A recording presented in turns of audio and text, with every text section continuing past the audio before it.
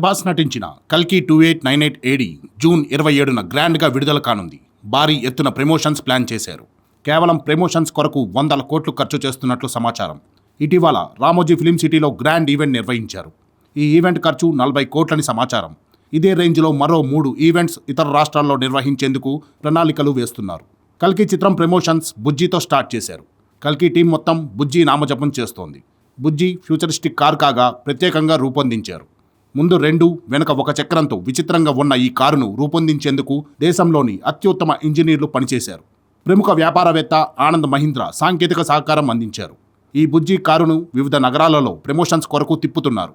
కల్కి చిత్ర ప్రమోషన్స్లో భాగంగా బుజ్జీ అండ్ భైరవ పేరుతో యానిమేషన్ వీడియో రూపొందించారు. ఈ వీడియో అమెజాన్ ప్రైమ్లో మే 31న స్ట్రీమ్ కానుంది.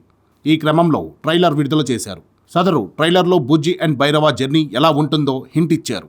వారిద్దరూ జస్ట్ లైక్ ఫ్రెండ్స్ వలె ఉంటారని చెప్పకనే చెప్పారు.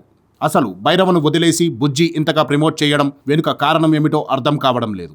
కల్కి చిత్రంలో ప్రభాస్ పాత్ర పేరు భైరవ. ప్రభాస్ రోల్కి కూడా అంత హైప్ ఇవ్వడం లేదు పిఆర్ టీం. వాళ్ళు ఫోకస్ మొత్తం బుజ్జీ మీదే ఉంది. ఈ ప్రయోగం చాలా ప్రమాదం. తప్పుగా ఆడియన్స్లోకి వెళితే ఫలితమే దెబ్బతినే అవకాశం ఉంటుంది. కల్కి చిత్రంలో దీపికా పదుకునే, అమితాబ్ బచ్చన్, కమల్ హాసన్, దిశా పటానీ వంటి స్టార్ క్యాస్ట్ నటిస్తున్నారు.